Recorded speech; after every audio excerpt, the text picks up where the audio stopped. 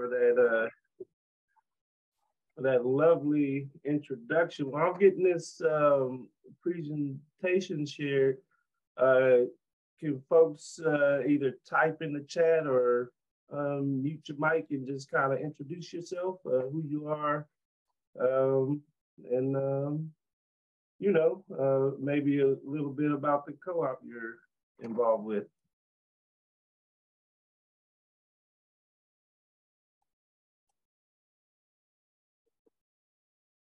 I can go quickly. My name is Onyinye. I am with Chigo, because we all are here with another person. And we are in the formation of a cooperative rice farm. Awesome. Hello, Super Saturday, everybody.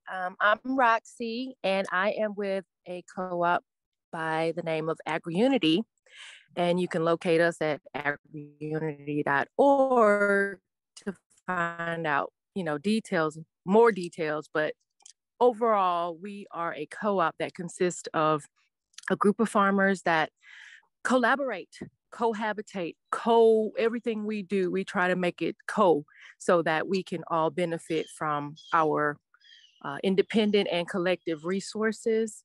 And our goal is to bring along any other farmers that have that same mindset. So my purpose in being here is to do like we're doing, build these bridges, see where information is that would help not just my organization, but us as the world and people.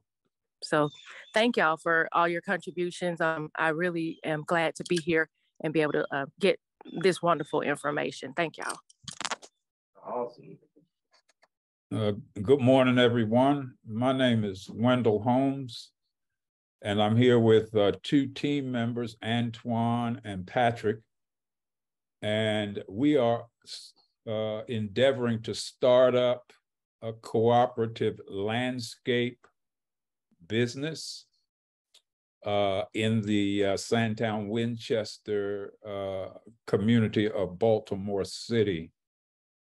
And so we're starting at ground zero, actually, and we're here to gather information that'll help us as we move forward with this endeavor.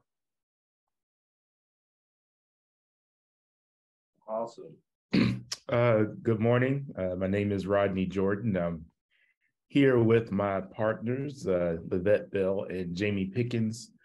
We have a for-profit company that is looking to integrate cooperative owning principles. Our goal is to grow the street equity in a neighborhood, in a place, to develop real estate, to control the real estate in the neighborhood, and to offer ownership shares in our business to resident stakeholders as we increase the value in the neighborhood, but in a way that limits displacement to the greatest extent possible.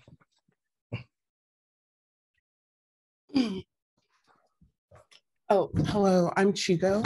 I'm the second partner of Onishi Rice with Onyinye.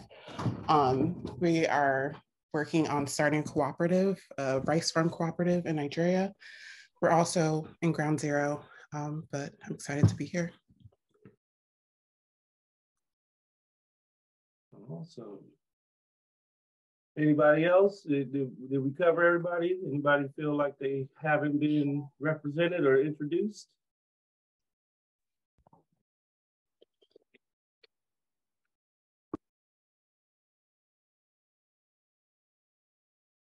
Gary, maybe if you want to share, you don't have to. Okay, I'll leave it open for a couple seconds. Okay. Sorry about that. Yeah, Gary Hampton. I'm with the Ajani Group. I was just actually been here to be an observer. I'm also work with Mavry and Esther in developing co-ops. Also, I sat on the Association of Cooperative Educators Board as vice chair out of Toronto, Canada, and just a pleasure to be here, and loving to see the visioning and the dedication to the movement of all the folks in the room, and sending blessings for future success. All right. As I put in the chat, there's some serious vision and power in this room. So love to see it. And so we're going to get into building your co-op steering committee, time, talent, treasure, and trust. So a little bit about our agenda for this morning / afternoon. So the steering committee and early stages of the co-op, team building, trust, and openness. Sound like a lot of folks in the room are right there in that space, right? Then we're gonna move into shaping up your co-op, some steering committee one-on-ones, and moving towards operations. And Esther is going to lead the second half of the discussion, when your co-op is in operation, governance, practicing decision-making, voting, and worker-owner tracks in member education. So some of you already communicated some of this, but let's get down to granular detail, right? So if you could go ahead and start typing in the chat, what would you like to get out of today's workshop? Is there a particular issue you're working through that involves like a steering committee group or a group of persons like yourselves that are moving to build a cooperative enterprise? Let us know what you would like to get out of today's workshop that will assist you in those efforts. So I'll give you all a couple of minutes to start lighting that chat up.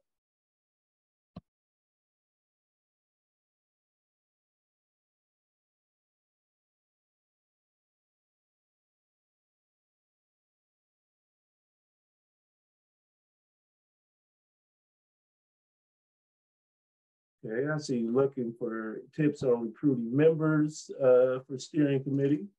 Okay, we're definitely going to talk about that.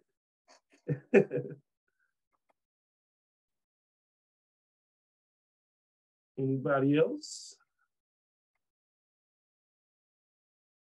How do you balance worker members against non-worker members? Ooh, that's a good question. That's a really good question. How do you balance members against non-worker members? That's definitely something that is you need to consider as you're building your steering committee, and how that flows into your ultimate co-op. And it's going to be a question you continuously have to answer, right, and have a process for it. That's a great question. And any other specific things you're looking for to get out of this workshop?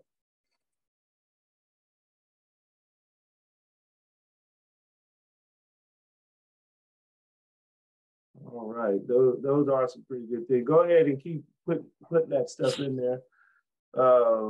We will need neighborhood resident buy-in over time. How to explain those unfamiliar with co-op ownership models, those value and benefits. Oh, wow. Oh, y'all speaking to my heart. You speaking to my heart. That's a question we struggle with every day. All right. Okay, so I'm happy to let you know that many of those questions you're asking we're definitely going to cover. But if we don't cover any of that stuff, hopefully there'll be some time toward the end of the session or throughout to address some of those things specifically if you don't happen to see it in the presentation. So let's get started, right? Early stages of the co-op, the steering committee, right? So the steering committee should, should, didn't always happen, but should come before the co-op launches, right? and clarifies, the steering committee clarifies governance roles, and the steering committee may also include outside members, right? You know, we're working here in Charleston, we're working with a group that is interested in developing a housing co-op. And some of the folks on that steering committee are not actually intending on being members of this housing co-op, right? They have certain skills or talents, or maybe even some resources they can bring to the ultimate vision of getting this housing co-op started, but their personal intent is not necessarily to be a member, right? So your steering committee could and probably should include some folks that are not intending on being members, but have certain skills or experiences, and even deeper than the skills and experience, willingness to buy into the vision of the co-op that you're looking to get going. So the steering committee is the first, it's one of the first opportunities to develop trust together, right? To articulate shared values, shared vision, shared goals. It's a space that should include openness and learning communication styles and what matters to each other, right? To the people in this steering committee, and ultimately the people in the community too that you're trying to impact through your cooperative business, right? How do you figure out how to communicate with yourselves and with those in your ecosystem that are going to be a part of how your steering committee, checks and balances between the visionary and supporting cast. So finding members, how do you do that? And then, the steering committee is going to be the space where you all discuss and implement practices on finding who should be a part of this committee, right? Who should be a part of helping this cooperative get up and going. And it's a space where you focus on team building practices, right?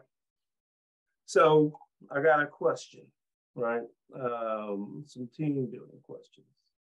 So I want everybody to sort of close their eyes, right? Think of a time when you experienced a really great team. What made that team great? And feel free to, as you take a moment to think about that, take one, I'll give 60 seconds to think about that. And then start typing it in the chat. And if you feel comfortable, unmute yourself and tell us about what you experienced on that great team and what made it great.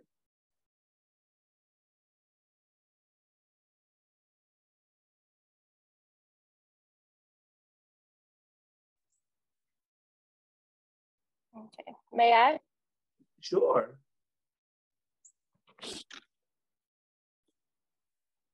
Okay, is there a Hello, we can hear you.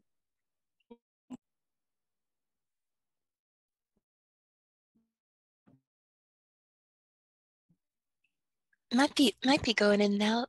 Hello. Let me just wait a while. Yeah, sorry. Sorry. What about now?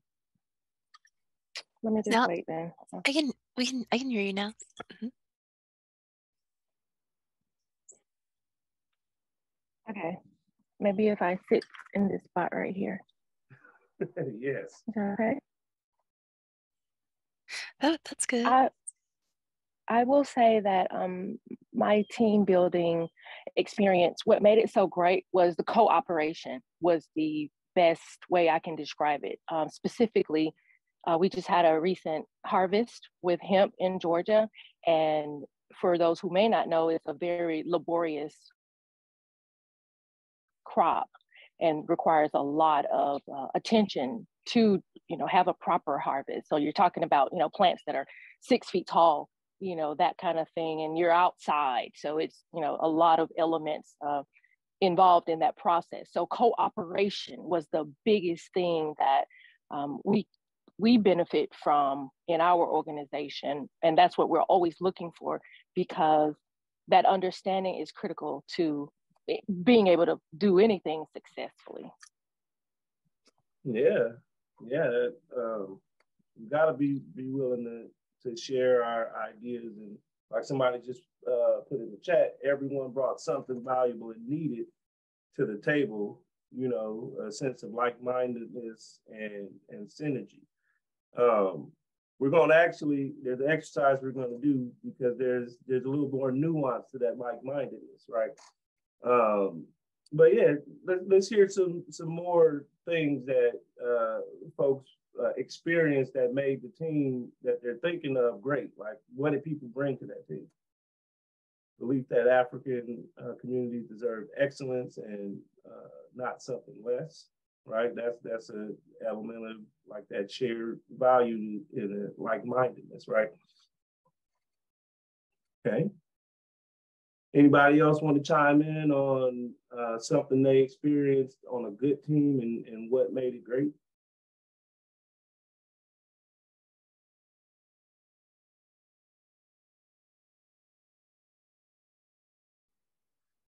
Okay, let's change our mind. Let's change the conversation a little bit, right? Now I want you to think of a time you experienced a bad team, right? What made it a negative experience, right? And while you guys are thinking about that, I'll tell you a little bit about a bad experience I had on a team. And now that's not to say I haven't been a contributor of a bad experience on teams, right? I think we all have, but when I was in public accounting, I was an auditor, and we worked on small teams, teams of 3 or 4, maybe 5 people. And we would go into an organization and perform our audit and things like that. Some of the bad experiences I had that made it bad was there were elements of the team that were looking to build themselves up by tearing other folks down, right? So you would have folks kind of on the lookout for something that they could point out that you did wrong, and then they're taking it to the next level up to try and get you in trouble some kind of way, So there wasn't a real strong sense of cooperation in those teams, right? Folks were just kind of looking for ways to tear the other person down, and somehow it seemed like that was how they were going to build themselves up. So whenever I see that element in any teams I'm working on, I try to get as far away from those folks as possible. That's not to say I can't work with people I disagree with, but it's different between disagreeing with somebody and actively looking to tear somebody's self down to prop yourself up, right? Anybody else have any other experiences on a bad team, negative experience that they want to communicate?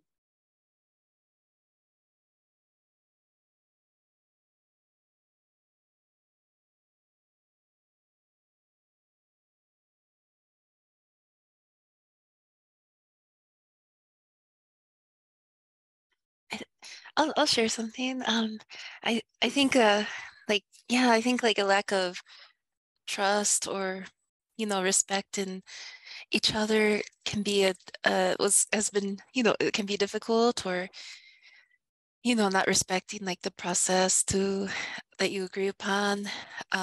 Those things can all be kind of stressful. Yeah, but luckily I've worked with a lot of great teams. Like like our team. But yeah, those are some things. All right. Yeah. That's, go ahead. Well, I would just add, for me, starting out and thinking that everything is going to be rosy, even as we know that there will be tough times. And then when the tough times come, you turn around and people have run in hiding. And then just from the perspective of working in neighborhoods and I guess community organizing type teams, not willing to accept that everything is not going to work for everybody at the same time. And so when you get faced with, for lack of a better word, some temporary casualties, if you can't withstand that pressure, then my experience is that the team will quickly turn on each other and go back to some old ways of doing things that we say we want to try to fix or correct. So to me, my bad team experience is if you don't gird yourself for the tough times and can support each other when the pressure comes, that quickly you can find yourself in the mode where you're pushing the rock up the hill only to have it roll back down on you again. Right. So Rodney, oh my gosh, you need to be teaching part of this workshop, right? Well, let me explain where I'm coming from with that. What Rodney just pointed out is a core conversation that needs to be had in all of your development of your cooperative enterprise, because in fact these are when you start to discuss the benefits of cooperation and what cooperatives are, it can sound very utopian-ish, right? Like everything is going to be great, like this is awesome, right? It can sound really good. It's something that we as co-op developers and as folks building co-ops, if we're not conscious of the fact that this is going to be a tumultuous thing, it's not going to be linear. Some of the stuff we're going to talk about, right? There's going to be conflicts, right? That's all part of what you need to be able to continue coming to the table to build what you're trying to build. Because at the heart of co-ops are serving the needs of the members. And all of our needs are different. That's naturally going to be some conflict and compromise and figuring out, like, how do we put this co-op in operation so that it's doing its best to meet our needs and the needs of the community. And that is going to take that's going to take some trial and error. That's going to take some things not working, to figure it out. Sometimes we don't even realize what we need, right, until later down the line. So we have to build early on in our co-ops that, we're going to disagree, but can we come back to the table with each other, right? So that's a great point, Rodney. I see something else in the chat. The most common element of bad teams I've experienced are teams that were individual focused. The team members either were not willing to deviate from their vision of team success or did not value other teammates' individual success. I think that's nail on the head as well, right? So that's something we want to build into our co-ops, is that, having a diversity of opinions, diversity of ideas, things like that is okay. We may not always go down the line that you're bringing up, but everyone's voice is heard and has a say in what's going on. And then as a team, we move forward with the things that seem that we agree are the best moving forward. But everybody's insights are heard, or there's space made so that everybody can contribute, right? Nobody's feeling like left out, or the space isn't set up to where you know, a couple of voices dominate the conversation and the actions, right? Because that could lead to, you know, individualistic tendencies and people going after things that only serve them and not the group, right? So I want to, yeah, too many goals that lead to a lack of focus, right? Yeah, you gotta narrow those down, right? So we want to give you all an example of our co-op, right? Of the Ajani group. So Ajani is African for he who wins the struggle, right? So yeah, we're struggling right now to build economic prosperity in communities that have been economically disadvantaged, right? So that was a core shared value that Johnny developed around. So we're a new tailored accelerator serving and educating underinvested communities to build successful and resilient cooperatives and businesses. We honor our shared legacy by strengthening and empowering BIPOC and disinvested communities. We are 100% employee-owned, working cooperative, and work throughout the country. Our services include co-op and small business development, marketing and branding, urban and community planning, and technology innovation. We are committed to working collaboratively and value cooperative principles. Together, we bring over 2 decades of entrepreneurship, business development, and cooperative development to our work. In addition, each of us brings professional specializations and national expertise to tailor our engagements.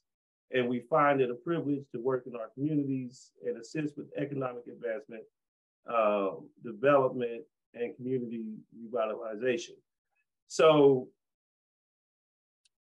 that's what Johnny, together we came up with that vision.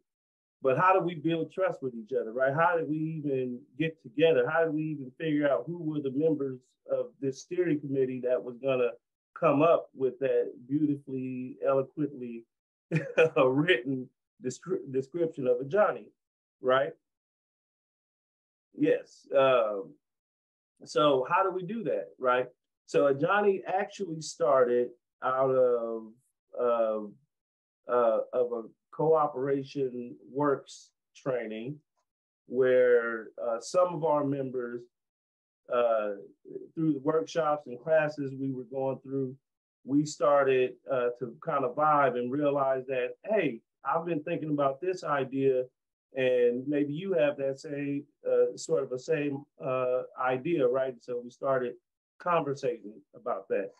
Eventually, one of our members, Stephen McDowell, had several conversations with us in different ways, and he started to bring us together into a space where we weren't building any businesses. We weren't trying to build a Johnny. A Johnny wasn't even on our minds in terms of what we were doing, right?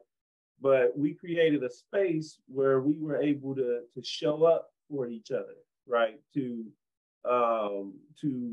bring into that space. It was a regular meeting where we just met and we brought everything into that space anybody wanted to bring. You know, if it was professional or something like that, we talked about that and helped each other out with those professional things. If it was a personal thing we were going through, we were able to bring those conversations into that space. If you know, I remember a couple of times I showed up on a call and I'm crying and bawling and stuff about something, you know, going on with me in my personal life. But the team was there to listen to me, to hear me out, to give me some guidance on what I might do with that situation. And over time, it became a space where I trusted the people in that space that I could tell them anything that was going on, right? And then we started to bring small projects into the group. Hey, I'm working on this. Does somebody in the group have a skill or an expertise that can help me move this thing forward, right? Yes, Johnny Group, will you speak to that formation at some point, please? Yes, we will speak to that formation as an LLC. Matter of fact, I'll speak to it right now. So we formed as an LLC. So I'll back up just a little bit, right? So this is actually getting to when we decided to form, right? And what legal structure we decided to choose. So now this space is a space where, you know, we trust each other. We're consistently showing up to the space, and we realized that we had shared values, right? That we wanted to do this co-op development in communities of people that look like all of you on this call, right? We developed that, and then it was like, hey, let's start a business around, let's start a co-op around this. And how should we form, right? So we chose the LLC structure, one, because it was the most efficient business structure to form and to get up and running and going, right? Because your co-op does not hinge upon how you're legally formed. You know, your legal formation is just a means to do business legally, right? So you may be an LLC, you may be a nonprofit, you may be whatever form your members, maybe some of your members are more comfortable with forming a nonprofit organization, right? But it's in your bylaws that is gonna your bylaws, your company culture, and your operating agreements is where you're gonna identify who you are as a cooperative and how you make management decisions, you know, and how you share profits and all of that stuff, right? So you do that through your bylaws and everything. So we formed as an LLC because it was the most efficient way, given that all of our members were folks in different states. You know, I'm in West Virginia, she is in North Carolina, Gary's all over the world, but he actually lives in West Virginia where I, you know, we live in the same community. Gary was actually born and raised in Charleston, West Virginia. I'm actually from Los Angeles, and I moved here 17 years ago, right? Rob is in California. Stephen is in Virginia. Esther, I think, Esther, you're in Ohio right now, right? I'm in Santa Fe right now. Santa Fe. Okay. but I'm from Ohio, from Cincinnati. Yeah. Right. In Santa Fe, right? So we looked at the business formation laws and statutes in each of the localities where we resided, right? And we found that in all locations, LLC was the easiest way to form. And then we looked at, well, who on the team has the skills to actually get this done in a way that was efficient and that could work with the local bodies like the Secretary of State's office and the tax department to like get the business going. That happened to be North Carolina. And Tia, who specializes is you know, a legal specialist, Tia actually handled the formation for us, right? So it was just a function of looking at everywhere where we were, and LLC being the most effective and efficient way to get the co-op registered legally to start accepting contracts and doing business, right? So that's a Johnny, right? So I hope out of that story, you found some of the ways that you can look towards to start finding members, right? What do you look for in someone you want to work with, right? Is it somebody that's going to show up for you? Is it somebody that has certain skills that maybe you lack or you wish you knew more about?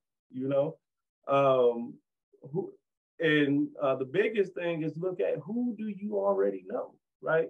Who's already showing up to the meetings you're calling? Who's showing up to conversations or discussions about things in the community that resonate with you? You know, are you starting to see certain people at similar places that you're going? With Johnny, it just happened to be we were all in the development field and we were going to trainings and things where we had contact with each other, right? And then we started to get to know each other by, you know, the after hour conversations and things like that, right? Starting to find those shared values, those shared interests, and learn a little bit. We started to know more about the skills and different things that people had in the group. So those are spaces where you know, look who's already around you. Look at the skills people have or that you may need for the type of business or co-op that you're thinking about. You know, if we've heard people talk about real estate, you know, you probably want to find some members who have some experience or expertise in real estate to be on this steering committee, right?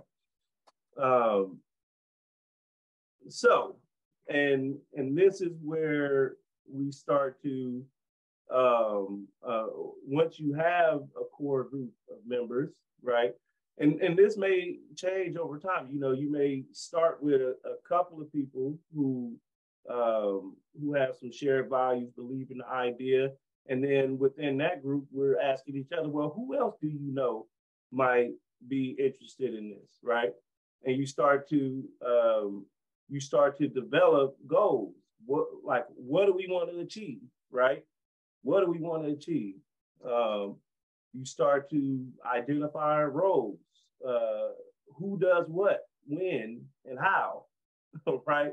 A lot of that stuff with Johnny started, again, when we were what I would call our steering committee phase, where we weren't necessarily looking to form an organization per se, but we started to see what skills and things people have and what role they might play in the once we started getting into the conversations about Johnny, we knew then enough about the people in the group to say, this is what we need to do, and this is the role you're going to have. I'm a CPA, so you know, I ended up being the treasurer, setting up the things like the accounting system and things like that. Interpersonal relationships, you know, ground rules. How do we interact with each other, right? So you want to start considering, like, how do we handle meetings? Who's facilitating them? How are we bringing in contracts and what's necessary to you know, to get those going? Who's responding to people, you know, and putting in certain processes, right? When we complete a job, how is the money going to be received, and how much is going back into the business, and how much is going to the folks who did the work, right? So you want to start to focus on goals, roles, interpersonal relationships, and processes. All right. It sounds like it's a good time for our breakout activity, right? So let me see if we have the ability to do, can we do breakout rooms in here, Anna? I felt like the spectrum not questioned my leadership or my character, but it helped me to see myself in a different light. I love that. I'm very cautious and tough and contrarian based on the spectrum. Okay. And so, Wendell, I'll ask you. This is Antoine under Wendell's name. My bad. So, Antoine, what else can you see in looking at the spectrum when, like, once your team is is all on there. Do you see any opportunities for how this might help you to identify the types of new members you need to be bringing in? Not in terms of bringing in new members, but it helps me to begin to figure out how I am as a follower under certain leadership as it relates to the co-op. Mm-hmm. I think that if I am very cautious and not too trusting, but yet welcome conflict, I think that that's a dangerous mix when you feel comfortable within a passive aggressive sort of I don't know the word I'm trying to use, but I think that we need to own our corn if we are cautious and welcome conflict and not too trusting. I think that we need to embrace ourselves as it relates to that and not play games. I agree with you. One of the things we talked about in our breakout was, just like you said, being able to show up as we are, right? But realizing that, okay, if I'm this way, who can I bring into my steering committee that will help keep me balanced, right? You know what I'm saying? So there is some insight in here on, like, really, like you said, knowing who you are. And knowing who you are, I think, is the best place to start when you're thinking about who's on the steering committee group and all of that type of stuff. Because, like I said, if everybody in your group is way optimistic and you don't have enough people in the group that are more cautious, then the group could be jumping off a lot of cliffs unnecessarily, right? Right. And any other insights that anybody's got out of this spectrogram activity, and what I really want to hear is, did anybody see anything in this exercise that they think that they can take back to the group they're working with right now? Absolutely. Well, I think I've garnered, even from your last comments, that balance is going to be important, or can be definitely more beneficial than a non-balanced type of team. I love that, Wendell. Yeah, balance. There's something about that balance, right? There's something about balance that we need to. It's not saying that you necessarily got to change yourself or who you are, how you show up, but when you're thinking about this enterprise, how does how I show up mesh with building a strong enterprise? And co-ops are not an individual sport. It's a team sport, right? It's a team thing, right? Yeah. So I'm going to show up how I show up, but who else is on my team and what skills do they have, right? And this bleeds into everything going forward, right? We don't want everybody on the team that does accounting and bookkeeping. Like we need Esthers on the team who can do digital design and marketing and things like that, right? Right. But another thing too is we'll find over time that people have other or a diverse skill set, right? So doing exercises like this can help you kind of pull out what some of those skill sets are, especially if you change some of the questions up on like how people, like you could, for example, that specific thing we're talking, I'm an accountant, so I always go back to this, right? We could change this question to, I'm very comfortable with bookkeeping and I can't stand to look at a set of financial statements, or I don't even know what they are, right? that'll give you some idea of who on the team can help me with the accounting functions of the co-op, right? From right there, I'll know who else on the team is comfortable with doing this type of stuff, right? You know, so you can change the questions on here to really just see how people show up. All right. Any other thing? Anybody want to bring out what they learned from this? Where they want to go with it? All that type of stuff. Yes, I think it confirmed. This is Antoine Bennett again. It confirmed to me that I don't have to subscribe to the philosophy that everybody needs to be part of a synchronized diving or swimming team in order to be successful. Bingo. I think that's a good comment to move to the next phase of the workshop, right? But yeah, you know, we just wanted to get really interactive with you all, and just show you like this. And this is literally stuff Johnny used, right? We didn't necessarily do it in this spectrogram tool, right? But just so happens we have folks in the network that developed this, but as when we saw this, we were like, yo, this is that space I was telling you about, where Johnny just came and met and didn't have any agenda. We just came and met to like figure out who we are and how we show up, right? This is what we were doing, right?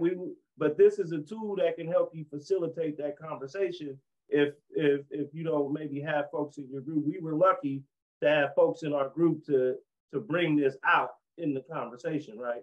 But yeah, so let's go to, all right. So openness, right? On your steering committee, you want to open your mind of what you are capable of. Maybe believing in yourself that you can do new things, or stepping up to the plate. But obviously, you got to still take care of yourself, right? Building co-ops are, you know, it's a hard thing to do. It takes a lot of time. You know, you're gonna have to get involved in a lot of stuff that maybe you never even thought or saw yourself doing, right? You know, networking with other people and collaborating and things like that. You know, we've been taught so much in business, especially if you went through formal business education like myself, that it's an individualistic thing. Like, I got to do this all myself. And, you know, and co-ops is different. You got to be open to working with other people and to exploring who others are and how you fit in the larger enterprise or in the larger community, right? You know, it takes a lot of listening and talking, right? It takes a lot of listening and talking, because with co-ops, like you, the only way you're going to figure out what people need is if you're able to be open and listen to each other, you know. And then and from there, you can figure out what type of enterprise is going to serve the needs of that group. And quite often, you know, we could put revenue streams around that, and figure it out, right? Like in a Johnny, we are all basically consultants, and we're like, hey, we can do this, and we can make money doing it, and we can have fun doing it, right? So now we're going to do one other breakout activity. And so we're going to do the same similar process, and if you could put us in two groups. The next activity, we're going to see if we can identify some shared core values among the group that's in this room, right? and see if we can come up with five core values that seem to resonate with the group. So, and if you could break us out one more time, we're gonna go through this exercise. Hey Maeve, how much time do we have? I don't even know. I'm going to. I got done really early last time. I'm sorry. Let's do this for like 10 minutes. Like this shouldn't take that long. Cool. Let's do this for Sounds like good. 10 minutes. Out and let's get some report back on how folks felt about this breakout session. Did they find it useful? Were there any core values that tended to stand out, you think, among the group?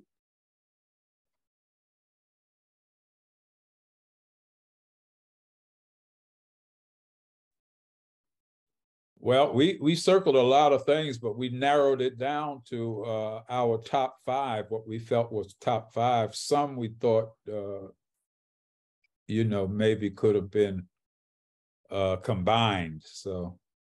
Okay. So talk a little bit about that. Why the top five? Explain the top five that were selected in the group. Well, our first one, I think, is achievement. And the idea is that everyone on the team should share the goal for us to be successful or to achieve what we set out to do. Okay, how about community? How does that fit in? Yeah, well, the whole idea of a co-op speaks community. It speaks in being in relationship with others as opposed to, the conventional model, especially of businesses, of being a sole proprietor. When we're talking about a co-op, we're talking about being flexible, being open. Well, of course, one of our picks was openness, but the ability to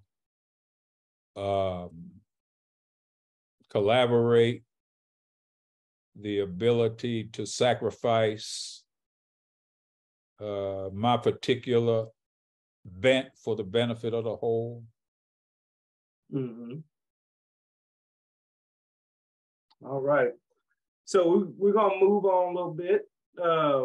So we want to do that breakout to give you guys some insight on how once you get your core group of folks together that you see as being on your steering committee, this is the type of exercise you can deploy that will give your steering committee members an opportunity to visually and openly discuss the core values of the organization. So you can narrow this down to 2 or 3, however you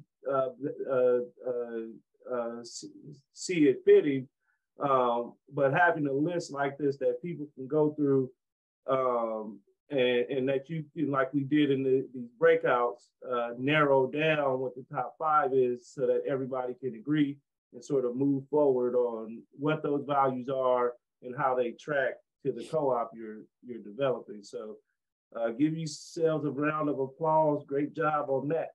I'm going to start the slideshow back because we got to leave some time for Esther. I feel like I've been taking up all the air. And it's almost time for Mabry to step back. Maeve, you can take up whatever. You're good. Thanks. Well, I know you got some good stuff for the presentation too. So I'm gonna wrap it up here shortly. Right. So that's our core. So shaping up your co-op, the steering committee. That's what we hold on. Did I skip into your stuff, Esther? No, that's just like the transition period, like when Yeah. you're transitioning. Okay. Yeah. Okay. So shaping up the co-op steering committee. It can align the company to strategic goals, just like we were saying, core values, things like that, sales climate, justice, supply chain development, mission, etc. Part of the two breakout sessions we're doing that we did were ways to sort of get at some of that stuff, right? Who does what, right? You can designate roles, responsibilities, and processes for making decisions. But, it can still help to have a steering committee that makes sure everyone is connecting and communicating, connecting the dots. So if you're small, everyone may be on the steering committee. But if you're looking to start a larger operation, everybody might not be on the steering committee, right? Otherwise, you could have like heads of departments. You can have a worker owner body, a board. You can even have upper management type session functions, but again, the steering committee, the membership group would vote on that and decide how all that looks. Some practices, you want to establish regular meetings to get on the same page. Again, that's something we talked about in the formation of Ajani. How we the very first thing we did was just start setting regular meetings. It didn't even start with an agenda, right? That was something we added along the way. First, we were like, can we all just show up on the same day, the same time, and like just be there, right? And then once we got consistent at that, then we started to add agendas and things like, and things like that over time. Committees, our committees may break out in, you can break out into smaller committees. In Ajani, it was kind of naturally done. Those of us who we knew had skills in like doing business registrations and setting up accounting systems and stuff, myself, Esther, and Tia just kind of naturally formed into a subgroup, a finance committee, if you will, to get the things up and running, right? But again, through the exercises and things that we did establishing those regular meetings and conversations with each other, we were able to figure out who had what skills and who was excited about doing what. And we were able to, sorry about that. We were, where we could then start to move forward on things, right? Steering committee and good business. This could be benchmark work by gathering feedback from members, from customers, from outside board members, like to avoid, you can get information from people outside of your steering committee so that you avoid like groupthink, sort of like that spectrogram we were going over, right? If everybody on your team is, overly optimistic,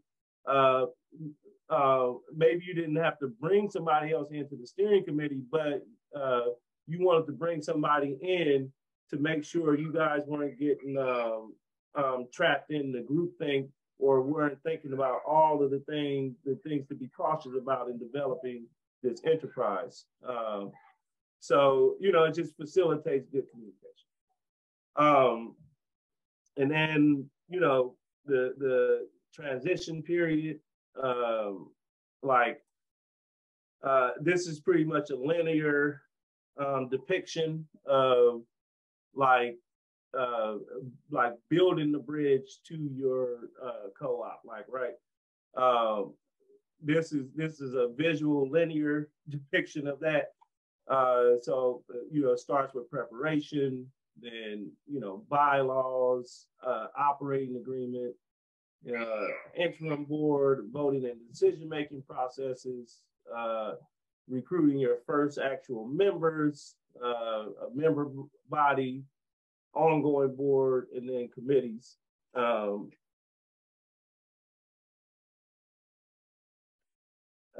But yeah, in reality though, a lot of this stuff is not linear, right? A lot of this stuff is not linear. In practice, you know, for example, we're working with a group right now who we've got the co-op up and running, but we're still figuring out what the bylaws look like, what the operating agreement looks like to be able to invite other members in, right? You know, it's a restaurant co-op started with family members, right? We're still working with them to figure out what it looks like to become a member of this co-op for people who were not part of that core group, right? We're still working through things like the bylaws, and a lot of that stuff are being informed by the daily operations and everything of the business, right? So this stuff doesn't necessarily, don't feel bad if you're moving at different parts of this, you know, of this bridge to get your co-op functioning up and running and functioning like a bona fide co-op under the 7 principles, right? It's going to take some time. And then, yeah, we had to kind of move forward. I see we didn't hear from the other group. But here's what we like to think about what builds a strong team. You know, it starts with trust, building shared values, and showing up for each other, right? If you can bring those elements together, it brings, like that's the best recipe for a strong team, right? So we like to call this the strong team triangle. And if,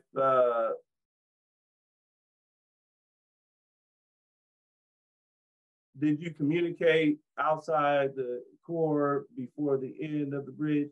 Yes, we definitely communicated outside of the core group before the end, right? And sometimes, you know, as a core group, you'll realize that, you know, as a group, we don't necessarily have the information we need to move forward. So we might need to find somebody else who can help us make that decision, right? Maybe it's a lawyer, maybe it's an accountant, or maybe it's somebody with some other type of expertise who you all trust and will show up for you, right? Yeah, but excuse me, I'm sorry, but I meant like, I understand in the formation stage, but did you communicate to the community or the audience that you wanted the co-op to serve, that you were in the process of bringing this co-op forward, or did you wait until you had everything done and then went out and marketed or communicated your goals and your vision and your effort?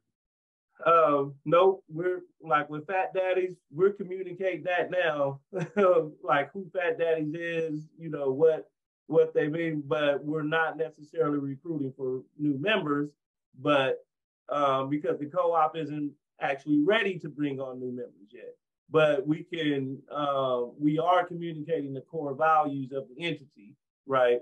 And that's part of the marketing and like getting people into the doors. A lot of people vibe with the fact that, you know, Fat Daddies is community rooted, right? And so we talk about that, and some people literally shop there or come eat there because it's a community owned, Black owned business, like here in the area, right? And that and we communicate that co-ops offer pathways to ownership, right?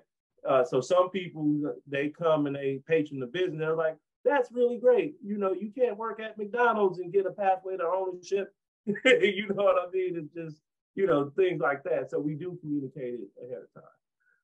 But I'm going to end my part of the presentation there. You know, to get your co-op steering committee going and get to the point where your co-op is operational, you're going to have to start with trust, shared values, and showing up for each other. And, you know, from there, I'm going to pass it to Esther. Thanks, Maeve. Thank you. Do we want to take a quick break, like 5-10 minutes? Do people need a little break? Let's just do a little break. Yeah, let's come back at in 5 minutes, just at the hour. Does that work? And yeah, so all right. We'll see you in a minute. You're back. Okay, record is back on. All right, Esther, it's on you. You let me know when you need to advance. Thank you. Well, hey everybody. So yeah, so now we're going to talk about when your co-op is actually in operation.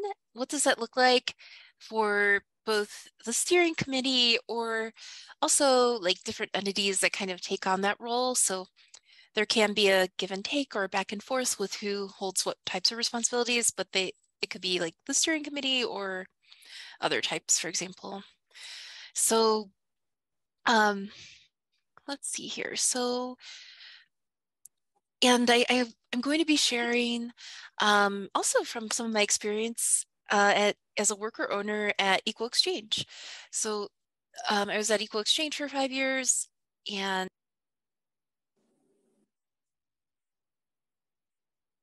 oops, did I just mute myself? Wait, could you hear me this whole time, or did I just mute myself? Just for 1 second, we couldn't hear you. Sorry, my bad.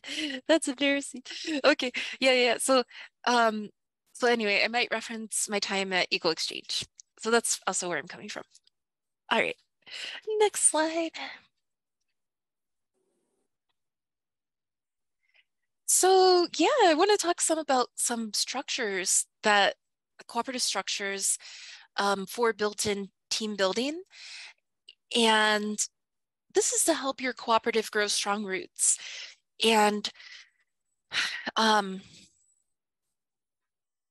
let's see here. So we're going to talk. I want to talk about like what does this look like in practice?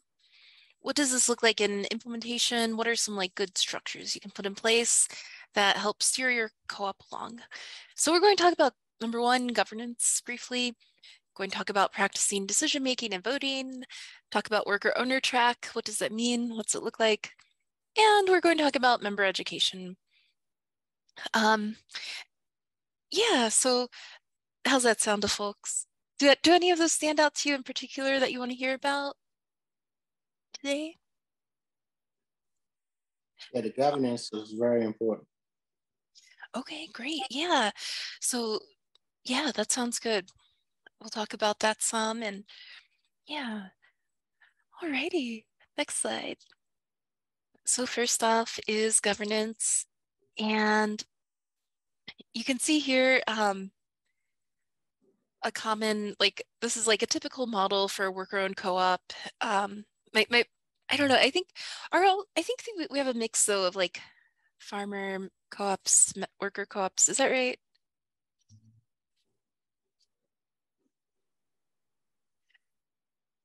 Okay, so yeah, so regardless, we have the members, and I put worker owner members, but really can be any members. And the members in the governance situation can be elected to the board of directors and are on the board. You can also have outside board members. It can also depend on what state you're in. Incorporated under. So some states actually don't let you have outside board members if you're incorporated as a co-op, but most of the time you can, and especially if you're an LLC or another model, you can have outside board members if you want. And that's also where the balance can come in. Like Mabry just was sharing, like you need a good balance of voices and people and insights and skills. So that's where that board can come into play as well. And then the board oversees the management.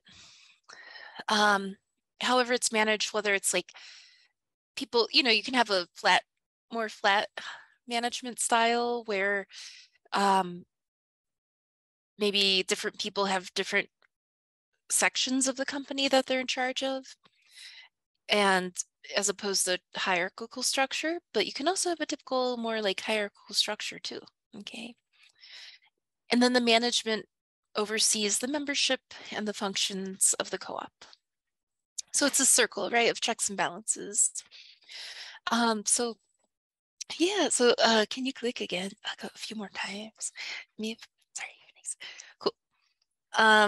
So communicating, and you want to communicate and make decisions in a cooperative way. So governance is really important in part because this is something that's not acting cooperatively and putting that into practice is something that's not super common in the US. And we have to learn how to do that. And these structures can be really helpful for encouraging people to act cooperatively, right? So it's a way to put into practice, like a way to like point to and have clear processes so that everyone's on the same page for what it means to act cooperatively. And yeah, it's something that successful co-ops need to invest effort in.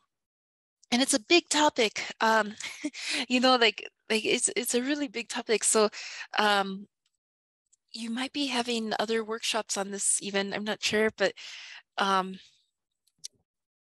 we can go over this a little more if you want. I'll keep going, but if you have specific questions, we can talk more about it. But yeah, so can you click one more time, Maeve, on that? Yeah, so I want to talk a little bit about the difference between governance and operations. So governance, which we just talked about, is often the big picture, and it affects many people in the co-op. People decide on things together, particularly that are big deals that are going to impact a lot of people or have a big impact on the company. And it's a place for every member to use their voice and to share their thoughts and their opinions. Whereas operations is kind of more the daily to-dos, getting the everyday work done that needs to be done to run a functioning business or cooperative, and implementing it. So this is especially like in a new co-op where things are being figured out. So you're figuring out, what does this look like in practice? What's this mean? That's where the steering committee can really help start connecting the dots and kind of help move the co-op, steer the co-op into a more like structured thing, like from something that's, like people getting together and learning about each other and how we work, to what does that look like in a functional practice, right, in the long term, especially if you want to grow. So I see a question here. What are the dangers when things are out of order? Like when managers act more like the board? Well, it depends on the situation. So, like you want a manager to like have a good far thinking, right? You want them to think like also have vision and long-term thinking.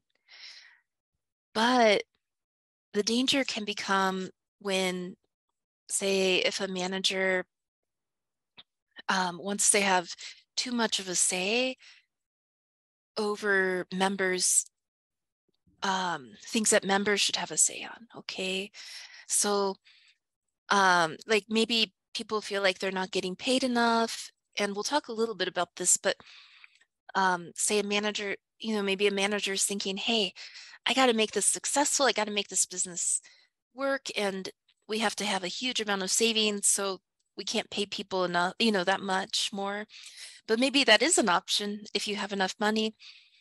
And so you need that worker owner voice to be heard too. So you need managers that really understand what co-ops mean, or else they're just going to replicate systems that we're trying to move away from. So managers need co-op education too on what that means and how to respect workers, right? And listen to the board, who's meant to be kind of that checks and balance, right? That check and balance. So you need good managers who listen too, right? And are leaders through shared leadership, right? And Maeve, yeah, good point. Like the danger, Maeve says, the danger is that roles and responsibilities become blurry and not clearly defined. Yeah, that can definitely happen, especially when you're starting up and it's a really small group. It can, you know, like at Ajani, we're all kind of playing, you know, all these different hats at once, right? And, you know, I feel like we've been working so well. You know, we're lucky that we work really well together and communicate a lot and regularly, that like things are getting done, you know. But you still, but like if we got a lot bigger, like say, like at Equal Exchange, we were 100 people, 100 worker owners. That's a big co-op, right? That's a big worker co-op. And we had to have these things be really clear. And again, people might not agree all the time on what members or the board should have a say on versus management. So salary is actually a good example, because worker owners didn't have a regular like say on salary. And so that is an area that became kind of a source of friction, right? Sometimes. So yeah. And Maeve says that's why governance is so important, to build as early as possible and to have the spaces where members can have the space to communicate what they need. Exactly. Getting into that practice of communication and creating governance structures. Like I like to think of, it sounds negative, but it's actually to be positive in the long term. But I like to think of like worst case scenarios, like with governance.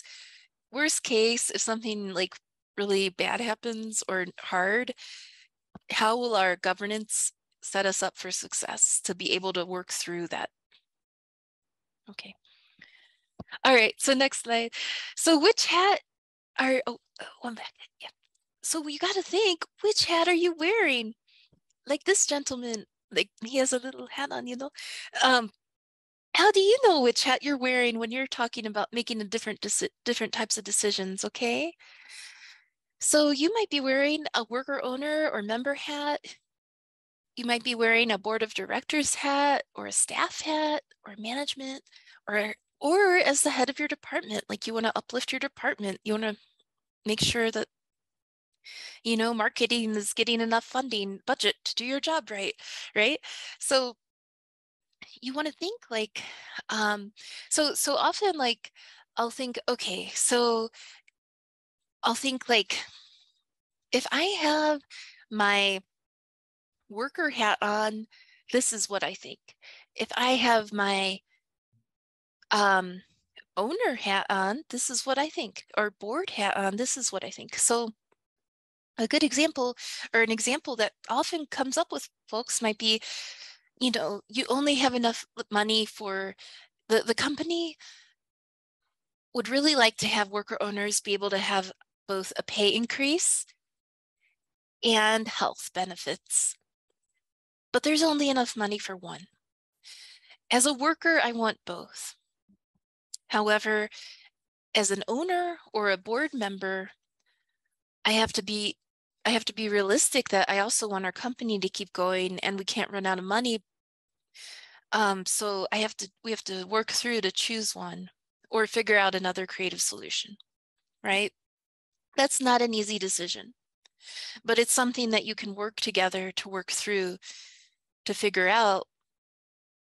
And the difference from a traditional company is that you're having a say in what you're doing in that process. You have a voice in that. That is not typical. So that is really important with co-ops, for worker co-ops or other, you know, types of co-ops. And yeah, we can share some templates. Yeah. And the Democracy at Work Institute and the U.S. Federation of Worker Co-ops, I'm on the board of the Federation. They have some nice materials too, like resources for this. So you could also look up those websites. I'll just put one of U.S. Federation Worker Co-ops, USFWC.com. Okay. That is one of the sites if you want to browse. Okay. So yeah. So you want to think about your different hats. So I'll stop for a second. Any like observations, questions, examples? So you mentioned earlier that we don't often learn to function in cooperative models and thinking in this country. I guess some of my experience is that we often, especially in high yield communities, don't. It's almost like we at times don't get training or raised in an environment of directing your own destiny and have in ownership as well. Any thoughts on is that like a 50-50 thing where that you kind of see where the greater challenge is getting folks to understand and believe that they can be worker owners, or is it more of just trying to get to the point of addressing the mindset that actually people can work together, and that if you don't mind me saying it this way, and that we all aren't crabs in a barrel? Yeah. Oh, I appreciate that so much. Yeah, like I think one of the things that I've seen where co-ops either have a harder time succeeding or don't get to, or end up not succeed, like not continue in the long term, is because there needs to be this shift in thinking of both like I think like how, like one way I've seen it is like understanding ownership from individual ownership, to collective ownership. And those are they're related, but they're different things. And sometimes folks will want to kind of appoint a default owner or boss, but we still need to really see each other as collective owners, right? And we'll be talking, there's actually a breakout later on unlearning what we need to learn and unlearn. So we'll be talking about that together. So I appreciate that. Thank you, Rodney. Wendell, yeah. Or is that Antoine or Wendell? Oh, it's Antoine. It's Antoine. I'm a poor imitation of Wendell. But my question is, as it relates to wearing hats, what happens when, and I've experienced this before, I was a board member, a staff member, and a member of the community of which the organization was serving. And it can get quite confusing at times as it relates to responding to fires or responding to corruption or responding, certain matters that needed to be addressed. And I don't even know what my question is, but I'm just giving you the scenario where I represented. It seemed like every particular hat or category as it relates to that organization and the community that they were in. I need some clarity around that. No, right? I feel that, like, my dad would, he worked with worker co-ops in Cincinnati, and he would actually bring in a therapist to do workshops all the time, like regularly, because these are very complicated things, right? So yeah, and it's like, how do we navigate that and holistically approach it as one person? Like once we kind of like okay, the way I do it, I don't know if this is for everyone, but I'll kind of think through each of the different stances I will have from the different hats. And then I kind of have to think about putting it together as one person, one me. And it can be hard, So I appreciate that. Thank you. Thank you. Yeah, thank you. Well, let's keep going, and we'll come back to this a little more later. So, hey, Maeve, do you mind? I think, do you mind refreshing your screen? Because I switched up the order a little bit. I'm sorry. Appreciate it. Sorry about that. So, yeah, so we're going to talk about practicing decision-making and voting. So again, it's like, what does that steering look like? And how, yeah, thank you. How, sorry, I don't know. So again, this is a role that the steering committee can help facilitate, or the role can be designated, you know, but especially like in the startup phase, you can start practicing decisions together. And some considerations are low versus high stake decisions. So it's helpful to actually start with some decisions on things that you know that you probably pretty much generally agree on, or that are pretty low stake. Okay, so it might be, we got an offer to do a workshop. 2 of us are free. You know, Maeve and I, let's vote on it. Does everyone approve for, you know, us to do this particular workshop for this group, right? And you practice that vote taking or that decision making, okay? And it prepares you, once you're in the habit of doing that, it prepares you for talking through when there are harder or higher stake decisions down the road. Like should we get paid different salaries? That's a big one, right? Or you know, even just some of the processes that we talked about, like, do we incorporate as a co-op or an LLC? What state, you know, like different things. So having like practicing that decision-making process along the way can really help you build up that trust and, you know, learning how you each talk together, that sort of thing.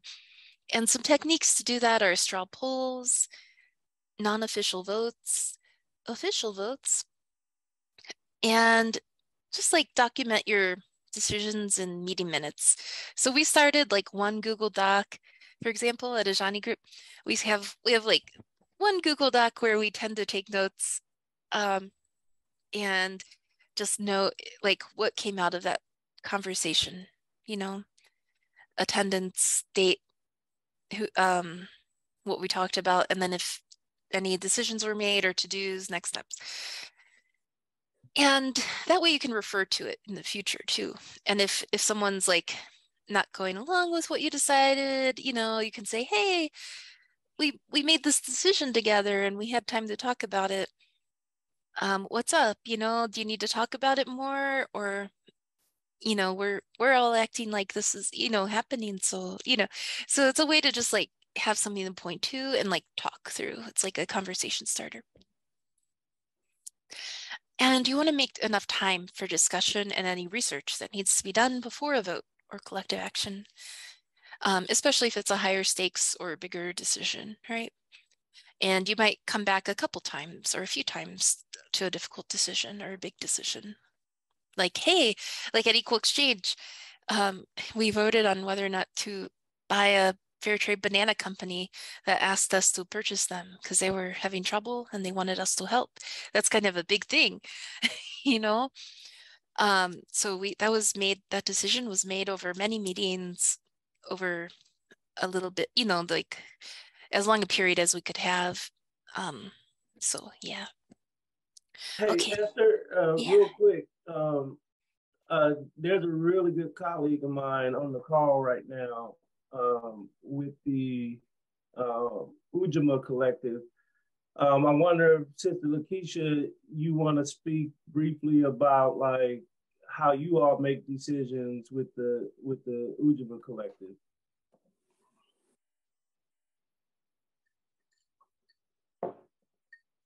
Well, hey, Maverick. Hey, everybody. So I'm like in and out. I'm doing all kinds of things in the background, trying to listen. So we, so generally speaking, we have, our model is actually inside of a nonprofit. So we, in our organizing and kind of in our everyday, we have what would be our steering committee, like our leadership.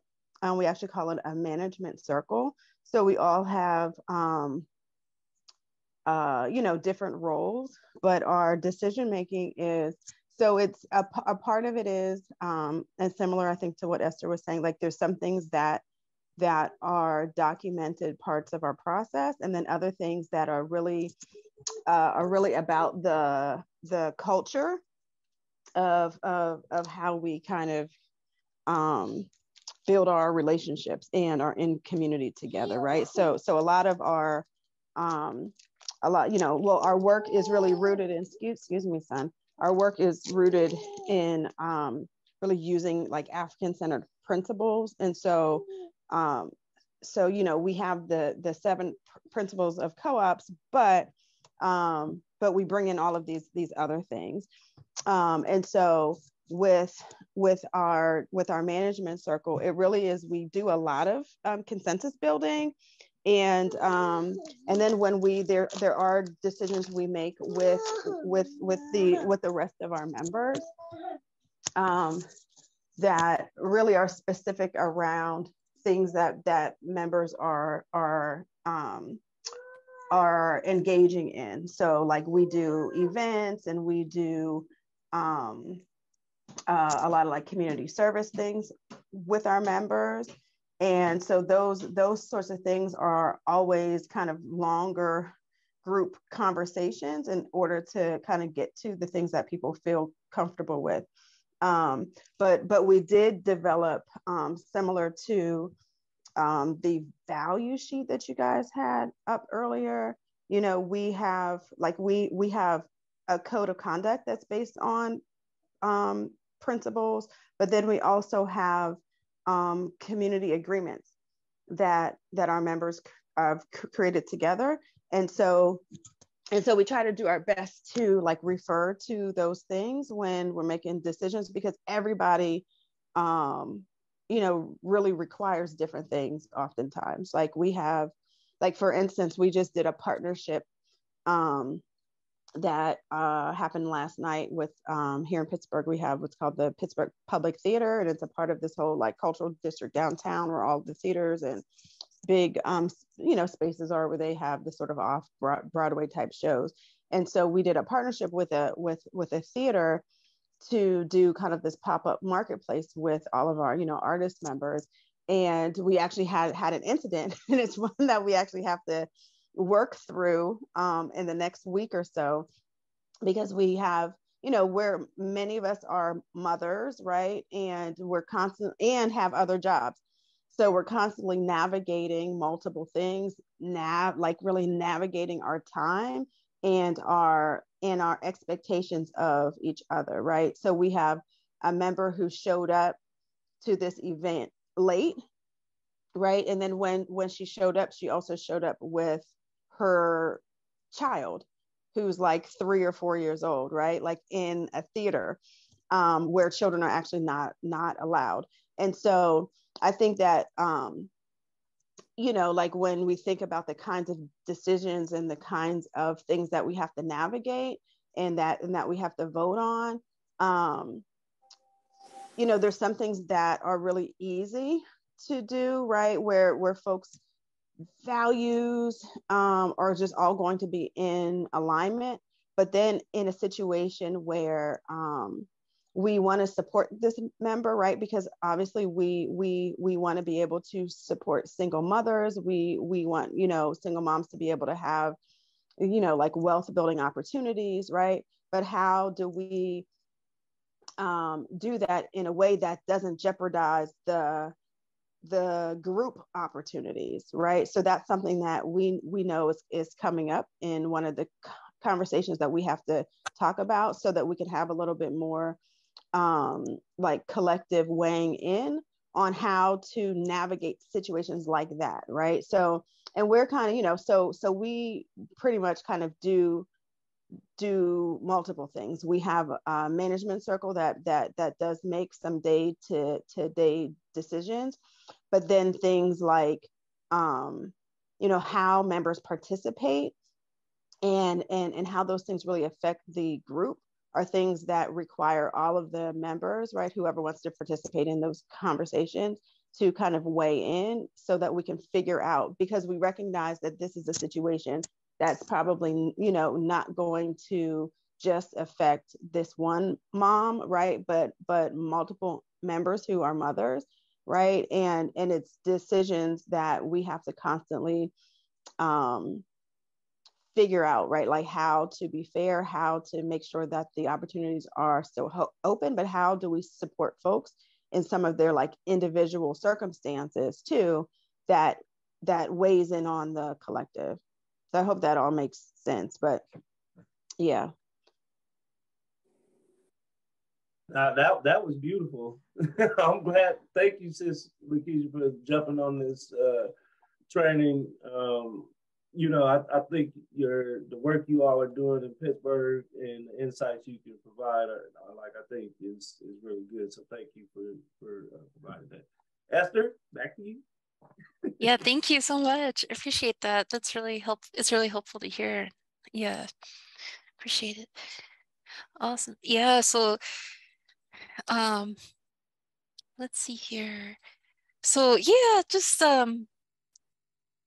talking more about voting and like decision making, and we have some little like prompts at the end. I'm not sure. Well, we have some prompts listed out. If you want to like look at them later, you could kind of think through some different scenarios. And how would you make decisions together? Like Lakeisha was sharing, how do you make decisions together? They're hard. It can be hard sometimes. So, and yeah, so some voting tips, like voting is a way to make decisions together, is like deciding what counts. So majority vote, does it have to be unanimous or a percentage?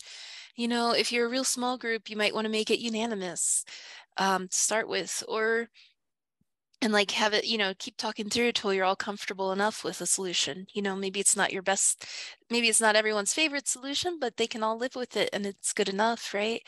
Or maybe it's majority vote or percentage. And then you want to think about who votes. So the co-op members, once you're co-op established as a co-op and you have membership, the membership should be like the only ones who are voting from a co-op model point of view. Others can have input, but in a co-op, the members, so like in a worker co-op, it'd be worker owners have the final say. So, or who votes, like it might be, if it's a board with outside board members, I guess, that's an example where non-members may have a say too. But in like a co-op, the membership has the final say, in theory. So you kind of want to put in place structures that really are responsive to the membership. And then quorum, how many of you need to be present to have a valid vote? So like, if you're three, say you're just starting and you're 3 people, maybe at first it's all 3 of you, but then say you become 10 people and you need to make sure that 80 or 90% of you are there, So those are some ways to like think about voting, just some like kind of nitty gritty how-tos. Next. So I want to talk some about worker owner track, and this relates a little bit to the question at the start around, let's see here, balancing worker owners against non-worker owners, like figuring that out, So so at I'll just share again, like, because I think it's helpful to have like personal experience. So at Equal Exchange, the worker owner track period, so you're hired, you're an employee, but you're not yet voted in as a member or voted in or out. The worker owner track period's a year, but that might change. So maybe it's 6 months, or maybe it's a few years, or probably not. Usually it's not a few years. Usually it's like max 2 years-ish, but it depends on what your group wants and how much commitment you want to see from folks before they become a member. So you want to decide the time. How long do workers need to work before they could become a member? Education. What do workers need to learn and do before becoming a worker owner? And we'll talk about that in a minute. And then work it on it. So like, is the person a good fit and worker for your co-op? Are they showing up like we talked about? Are they a good team member? Are they, you know, actively growing as a person and team together? And are they, you know, striving to achieve for your co-op business, if that's what it is as well? So yeah, you want to look at, you know, are they a good fit before they vote? And then you take the big vote as a membership body. The existing worker owner body or membership will vote on whether or not to induct that person in as a worker owner. And a decision point for your co-op to decide on is, can that person continue utilizing the co-op or keep working there if they are not voted in? So at equal exchange, if you were not voted in, you had to leave. So you couldn't work there anymore. And if you were voted in, but you didn't want to become a member, you actually couldn't do that. You couldn't do that. You had to leave. So, but that's not the case at every co-op. You decide. Together, you figure out what you want as your co-op. And that's the point where, oh yeah, that's the point where if they're voted in, they then purchase their voting share and are a full member. I just wanted to give a brief example of, so in our network, there's a restaurant, Red Emma's, up in Baltimore, that similar to what Esther just said, right? They have that, the period, the education, the big vote, right? But as a co-op, because ultimately they want everybody to be a worker owner in the restaurant, right? Mm-hmm. So if that's not your ultimate goal, then ultimately you can't stay there. But it's also nuanced, right? Red Emma's also has one or two non-members who have been with the co-op since inception, but it works out for them that they're not members, but they are still allowed to work there and be a part of the team. But the decision making was just not something that they were interested in. But the co-op group as a whole valued their work and their contribution and still wanted to keep them as a part of the staff. They're also necessary for the level of business that the co-op wants to generate and maintain effectively, right? So really, but that decision was made by the group, by the members of Red Emma's that, yeah, generally we don't want to, people don't stay here if it's not their end goal to become an owner. But the group, it's also nuanced in the sense that it really just depends on the situation and how the members have talked about that and decided on a pathway forward with that situation. So yeah, like the point is the members get to make the decisions as long as they talk and communicate about it. Yeah, thanks, Maeve. So yeah, and in a co-op, I just want to note too that it's really important to that, you know, within like the co-op spirit and values, a goal is to create for worker co-op to be to create good worker co-op jobs. You want to serve your community, and a goal is to you know, provide services for people who need it, for members who need it. So, you know, you don't, I guess what I'm trying to say, like, you want to like encourage folks to like be a member, in my opinion, like from a co-op kind of hat, but you don't have to. Yeah, so it's, you know, you don't want to like replicate practices that you're trying to move away from too, you know what I mean? So, all right, next slide. So I want to talk some about member education. We have about 20 minutes, so I'm actually going to skip the next slide. And I think we should, oh, and then, except I will note just like the participatory education and decision making, like you want to make sure things are participatory. Again, like, we don't want to replicate structures that we're trying to move away from. So having as much like, even like within your operations, you can create a culture of participation. Even if you have like a more traditional hierarchy of management, you can still encourage, you can create this culture of people participating, using their voice, etc. So next slide, if you don't mind. So I want us to talk about, actually next slide, if you don't mind. I think we're going, let's just have a full group discussion about this instead of breakouts. So I want to talk about what do you think is important for workers to learn before they become worker owners? And on the next slide, what do you think is important for workers to unlearn? So both learn and unlearn.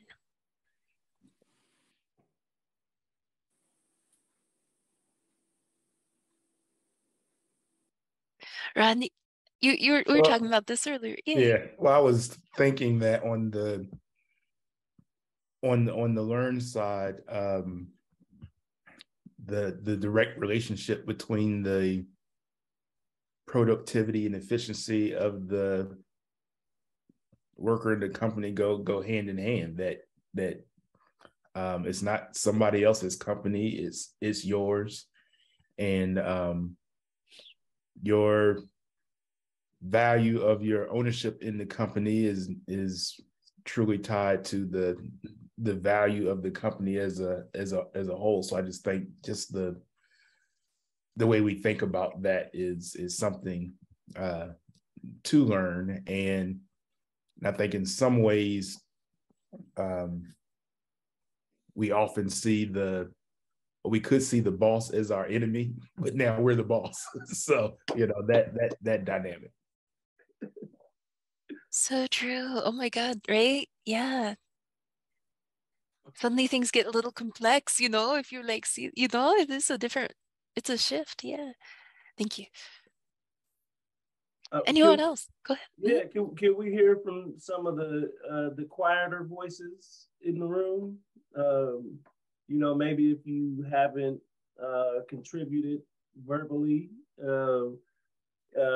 like we want to hear, what do you think people should learn or unlearn as far as, being a worker and an owner?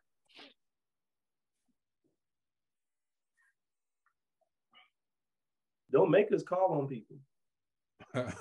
I know. I teach a class, so I'm used to calling on people. I'm an adjunct professor too. Exactly. So like, I got those skills. I got those skills in my bones, but two of us. But yeah, we want to open it up to some of the less heard voices, and maybe this is an opportunity for you if you're somebody who normally stays quiet, to work those muscles of like speaking up, right? Because that's part of the value and benefit of joining the co-op, is that there's going to be natural spaces for you to speak up, and the minority voices, the less heard voices, actually strengthen the whole group, right? Mm-hmm.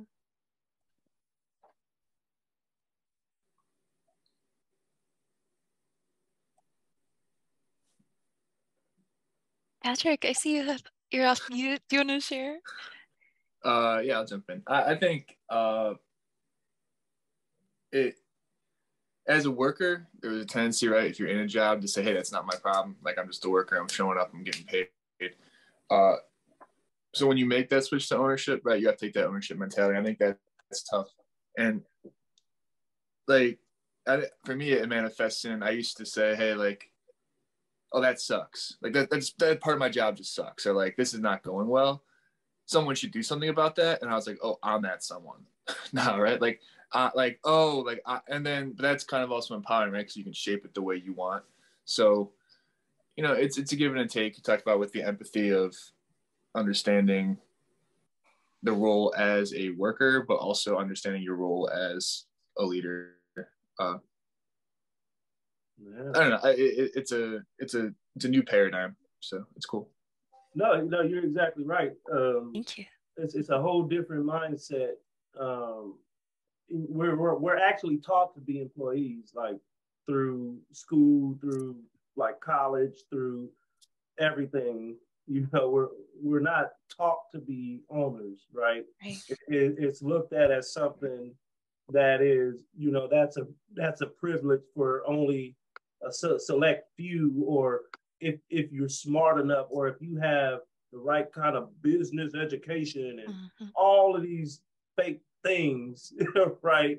So co-ops are a way to have those conversations and be like, these owners, quote unquote owners, you're just as valuable, like you as a worker are just as valuable as somebody who makes these decisions about salaries, or makes these decisions about where the business is going to set up, or what products are offered and all of that stuff. You can make those decisions too. In fact, you know more about the customer, about the products we should make, because you're probably on the ground with the customer every day, right? And just highlighting that like, you actually are the best person to help us make these management decisions, right? Yeah. You know what I mean? So, but yeah, sorry, I'm trying to. You're I'll good. step back now. You're good. No, that's cool. No, I feel like too, like complaints, when I feel a little complaint boiling up, and maybe I even share it with someone, I'm like try to point that to, and I'm like, oh shoot, an action. What does that action mean? Oh, so like, yeah, like exactly what you said. Like, how do I translate that to action? Thank you, Patrick. I appreciate it. Anyone else want to share? I think it goes back. This is Antoine. Yeah. I'm not sure, maybe that I'm one of the minority voices, but it's all good, brother. It's all step up anyway. It goes back to that hat you were talking about, Esther. And I guess my initial question of what do you do when you represent so many positions as it relates to management head, board of directors, and staff? I'm not sure I got an answer on that. Yeah. Oh, anyone want to share their thoughts on that?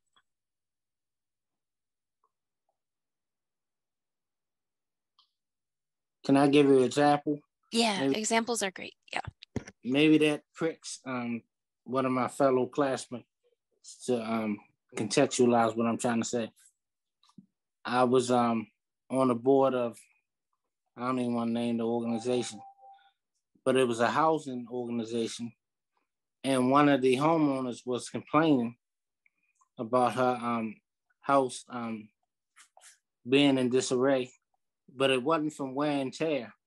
It was truly a board issue. And so the ED happened to live across the street from the young lady, and she had wrote out her complaint and asked the ED to take it to the board of directors for. And he said it was a conflict. He couldn't. But I was on the board at the time, and I was a personal friend of this young lady. And so the gentleman, the director said, you got to give it to a board member yourself. And sure enough, she remembered that I was on the board.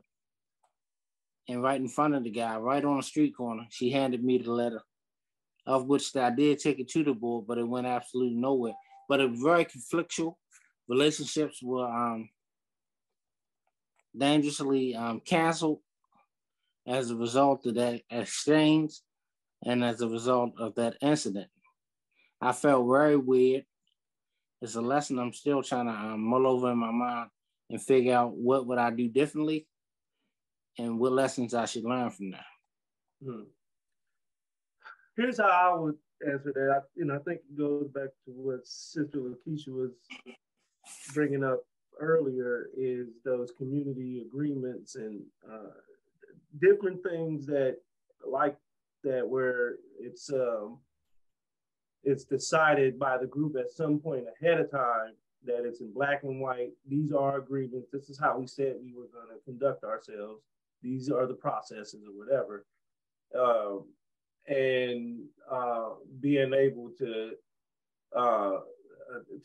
bring, for that member to, there should be a space for that member to come address the full membership board, everybody, and be able to bring whatever complaints that she had so that it could be heard or considered, and there should have been some type of community agreement or some type of agreement somewhere that clearly stated like what their, and so if the board or whoever was not abiding by that, she should be able to point to that and say, well, we said this is what we were going to do. And then there should,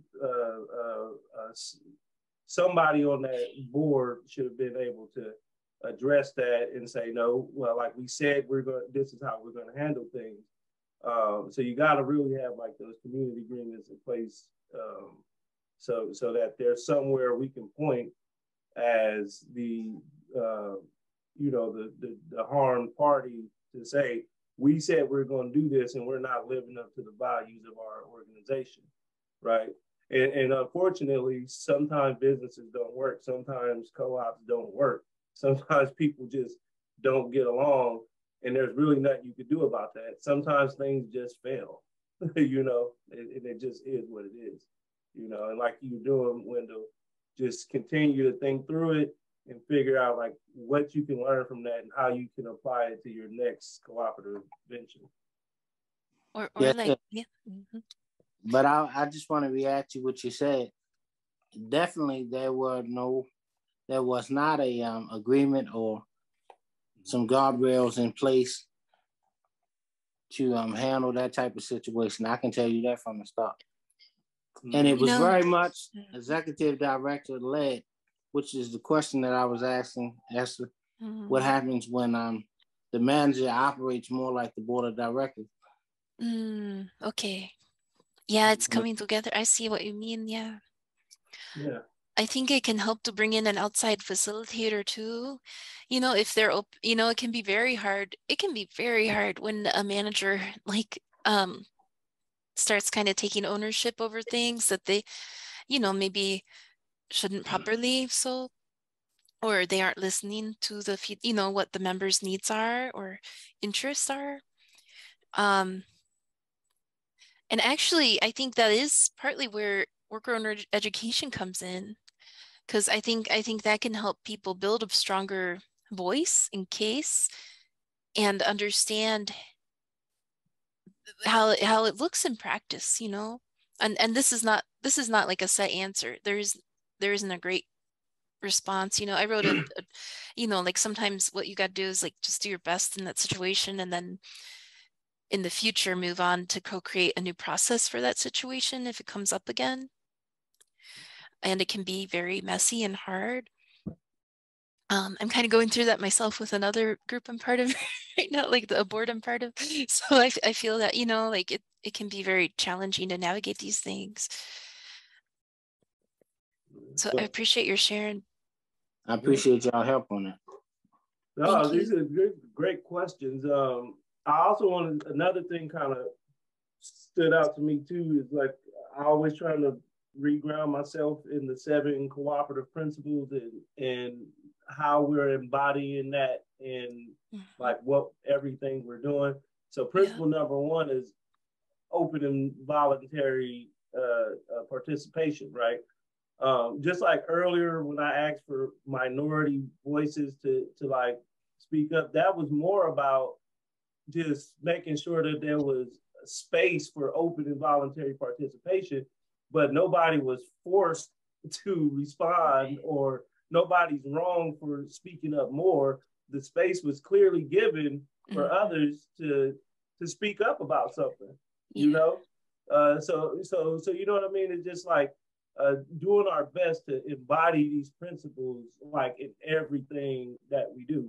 Like, in a lot of meetings we have, like especially in traditional business, like it's going to be run by one person. Nobody ever even stops to say, well, what do y'all in the back think?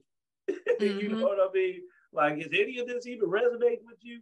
So we hope that today, more than talking you through like what it means to build a steering committee or a co-op, I hope today we demonstrated like our values and our principles in the way that we just conducted this training. Yeah, and we have 5 minutes, so I just want to keep going real quick. But so some of the way to think about it too is, next slide please, is so like some major things that I think about is competitive and individualistic mindset versus collaborative and constructive. Like Maeve was just talking about, are people invited in? Are they welcome? Right? And so are we working together? And this goes back to all of our values. So yeah, and like, you know, it's so important to remember that a co-op is a tool. The co-op model is a tool to live out our values, to act how we want. And it's not a guarantee. We still have to build these things together. And that's where member education comes in so strongly. You have to have some member education and training. Next slide, please. And so this is just, you know, really critical to sustainability and success. And it can include a lot of different elements like education about what co-ops are, or governance education, financial education, or industry or job-related education.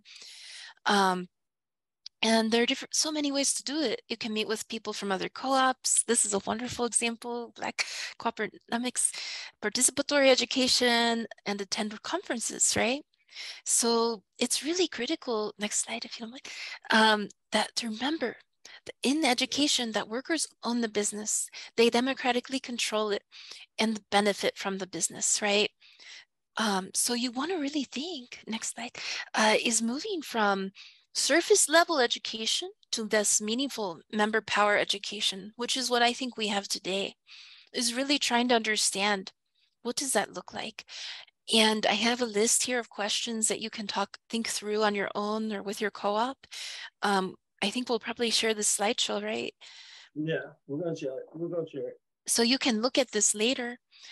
And if you go on to the next slide, you know, if you keep going, if you don't mind. So like there are different ways you can do it. And one way is like a member manual. So you can look at examples on the next few slides. So the next one is equal exchange. This outlines some of equal exchanges, manual and other ways they did education. The next one is a worker owner manual draft that I'm working on with Gilded. Next slide, please. And so this is for Gilded, another co-op I'm working with. And additionally, after this workshop, you can think through the next few slides, have scenarios. So like your co-op is having trouble getting people engaged beyond daily job operations and into the co-op part. What do you do? Or the next one is someone's late to work several times and your co-op hasn't checked in with them yet. But what does your team do? Fire them? That might be a normal, typical job, right? Give them a warning? Or ask them what's up and problem solve together. You figure it out together. Like if it's childcare, if it's transportation, can someone pick them up on the way to work? You know, you want to problem solve. Or if it's mental health, maybe you can support each other, you know? What does that look like as a compassionate, you know, as a cooperative, right? And the next slide has a whole bunch of different scenarios. So again, just for time, we have a couple minutes left and you can go through these with your co-ops if you want. Again, like I mentioned earlier, I kind of like to think of, like worst case scenarios sometimes. Can you go back one if you don't mind. Thanks. So I like to think of like worst case scenarios sometimes and like, but also like not worst case, but also just hard challenges, and to talk through these things before they actually happen can really help you learn about each other and learn what matters to you in a safer environment where these aren't actually happening. I'll also recommend the game Coopoly. They actually have it's a really good game with a lot of really realistic scenarios, and it's a game. So again, the stakes are low, you're just playing a game, kind of real, but it's a great game to learn about each other and how you approach things. So yeah, so with this, you set up the foundation. Next slide. You set up the foundation for a beautiful and growing co-op. And I'm just so grateful to meet you all. And Maeve and I are here if you need anything. Yeah, next slide. Yeah, so. I have one thought though. So we've been talking a lot about how you develop your co-op, right? So our partners and friends at the LA Co-op Lab makes this 7-step process, how, the 7 steps to start a worker co-op, but this can be for any co-op model, really. So what we're going to do is a random drawing, and one of you guys on this call is going to get this 7-step manual, right, to start a worker co-op. It's got step 1 is form a great team. Some of the tools we use today on the workshop, and then step 2 is creating your business model, and then there's stuff on decision-making processes and choosing your structure, creating a authentic marketing plan, creating a pitch. So it's all in here, and they come in these nice little booklets that can walk you through it, and then there's examples and tools and stuff in there. I'm also going to put a link in the chat where you can actually go purchase these from LA Co-op Lab. But so while Esther was talking, I did a little private drawing. And so the winner of this is Wendell. Well, I did a lot of names that were, Wait a minute, which window? Did you put in 2 windows or 1 window? Just the one window. It was the second window actually. So Antoine. So it's actually Antoine. So if you email me at the email hello@Johnny, just your address, we'll mail that to you. And then I'll also send out, we'll send out an email that has the links to LA Co-op Lab where you can buy these manuals and stuff like that. Like Esther said, we're here. If y'all got any questions or want to follow up later, the best way to get a hold of us is to email hello@johnny.coop, and then one of us will respond to you either by email. If you leave your phone number, one of us will call you. But we're still setting up certain types of infrastructure, right? Right now, we can best track things because we're all over the place, like in different cities and states and stuff. Hitting that hello@johnny.coop will actually go to all of us in our co-op group, and somebody's going to see it, and somebody's going to reach out to you and say, what's going on, right? So any thoughts, questions, anything before we wrap up, get out of here? Yes, I do have a question. What was that email that I need? It's in the chat. It's hello@johnny.coop. Okay. AJANI. Yeah, I got it copied. Yeah. I'm sure you do, Wendell. Oh. Anna, you will close us out? How you do it? So yeah, thank you so much for your presentation, Maver, Esther. Really great. Ron is in a board retreat right now, so he cannot offer some comments, I'm guessing, unless he joins in. But just some Maver, Esther, you guys are free to go. Thank you so much. I just have some final closing reminders for the participants. Thank you. Bye. Thank you so much. Thank you, guys. Thank Very you. cool. Hey, Very good luck with valuable. everything. If we don't ever talk again, I'm sure we probably will, but like good luck with everything. Is an inspiration to meet you all.